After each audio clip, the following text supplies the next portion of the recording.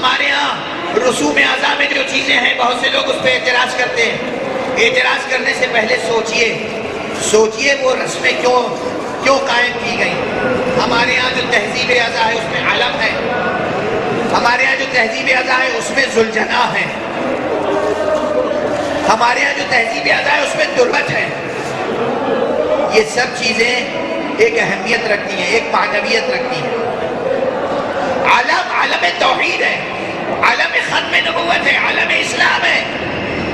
یہ عالم قیامت تک سرفراز رہے گا. اس عالم کا احترام واجب ہے، بلکہ ما فوق واجب. آج اگر ہم بیعت حق کرنا چاہیں تو علم عباس کے علاوہ کون سی چیز ہے جس کے نیچے کھڑے ہو کر بیعت کریں؟ اس علم پر ایک پنجہ ہوتا ہے، وہ کسی کٹے ہوئے بازو کی نشانی ہے. اس علم میں ایک مشق ہوتی ہے، وہ حسین کے اہل حرم اور بچوں کی پیاس کی نشانی ہے.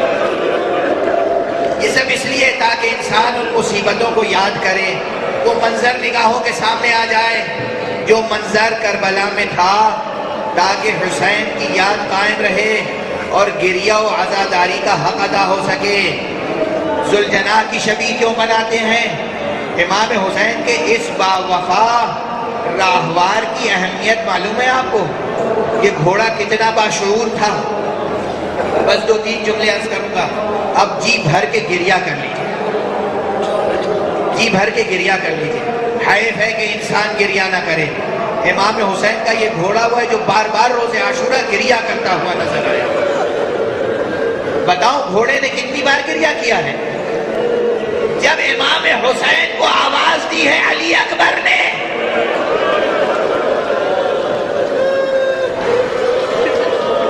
اور امام میدان کی طرف اپنے قدموں سے تیزی سے آگے بڑھے. روایت میں ہے بار بار ٹھوکر لگتی تھی، امام زمین پر گرتے تھے اور اٹھتے تھے.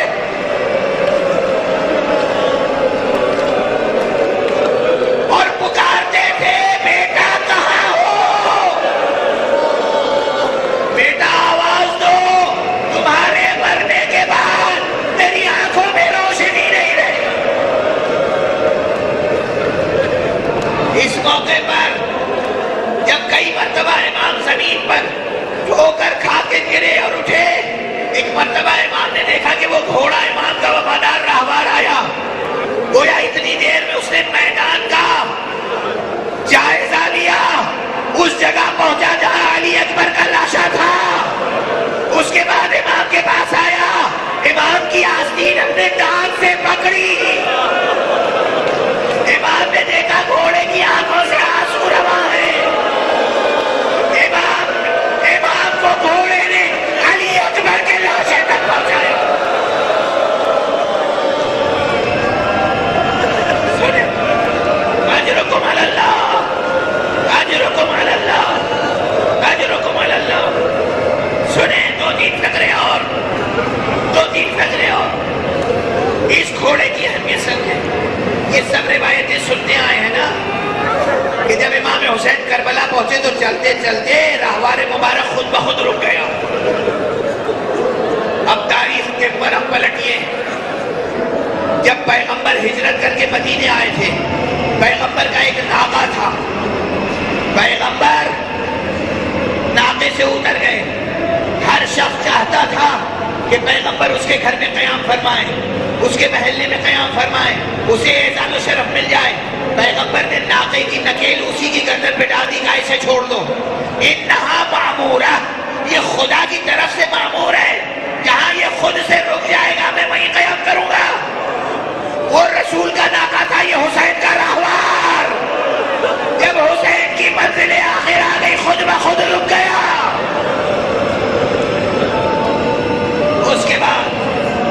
اس کے بعد دوسری منزل علی اکبر کے لاشے تک پہنچانا. تیسری منزل، تمام تفصیل تو میں بیان بھی نہیں کر سکوں گا. تیسری تفصیل، جب امام حسین، آپ کو یاد ہے میں نے اس مرتبہ کراچی میں پہلی بار ایک روایت پڑھی تھی، اس سے پہلے میں نے نہیں پڑھی تھی. نہیں ہوتی، طاقت نہیں ہوتی۔ امام حسین گھوڑے پہ تشریف فرما تھے، ہر طرف سے تیر پھینکا جا رہا تھا، نیزے پھینکے جا رہے تھے، پتھر پھینکے جا رہے تھے۔ ایک شقی نے سینہ مبارک کا نشانہ لیا اور ایک تیرے سے شعبہ امام کے سینے پہ ایسا لگا کہ امام اس تیر کو نکال نہیں سکتے تھے۔ امام نے گھوڑے کی گردن پر، سیٹ پر زور دے کر پشت کی طرف سے وہ تیر نکالا، خون کا فوارہ جاری ہوا، خون کا فوارہ جاری ہوا، امام ڈگمگانے لگے۔ اس اسب باوفا نے فوراً اپنے گھٹنے موڑے، زمین سے قریب ہو گیا تاکہ امام آرام سے آہستہ زمین پر آ جائے۔ اس کے بعد جب گھوڑے نے یہ دیکھا کہ جسم مبارک تیروں پر معلق ہے، اس وقت دو خدمتیں کی ہیں۔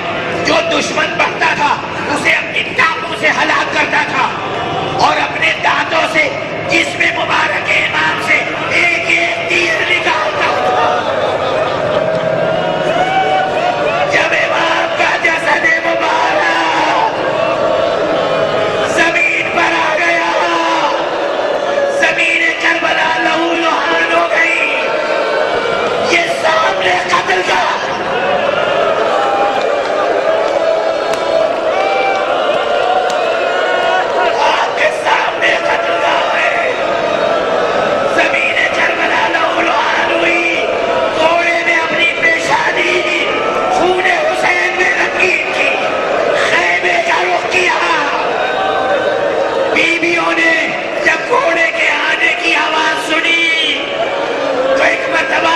خیمے سے باہر نکلی اور دیکھا کہ تھوڑا خالی ہے، پیشانی میں لہو ہے، اور زینب نے پکارا واہ حسین،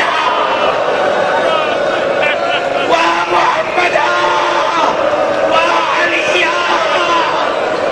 ایک شور گریہ بلند ہوا۔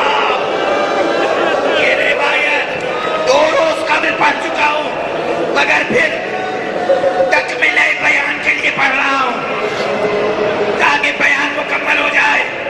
ایک مرتبہ زینب نے محسوس کیا کہ حلقہ ماتم میں حسین کی وہ 4 سال کی بچی نہیں ہے۔ رخ کیا، دیکھا کہ خیمے کے دروازے پہ کھڑی ہے۔ کہا رباب اس بچی کا رونا بہت ضروری ہے۔ جناب زینب نے اس بچی کو قریب بلایا، بچی روتی ہوئی نہیں آئی، بچی کی آنکھوں میں حیرت تھی۔ ایک مرتبہ بچی آہستہ آہستہ قدموں سے آگے بڑھی، باہیں پھیلائی، گھوڑے نے گردن جھکائی، گھوڑے کے کان میں کہا ہل سقیا ابی، آپ کو دل افشانا، میرے بابا کو پانی پلایا گیا، یہ پیاسا قتل کر دیا گیا۔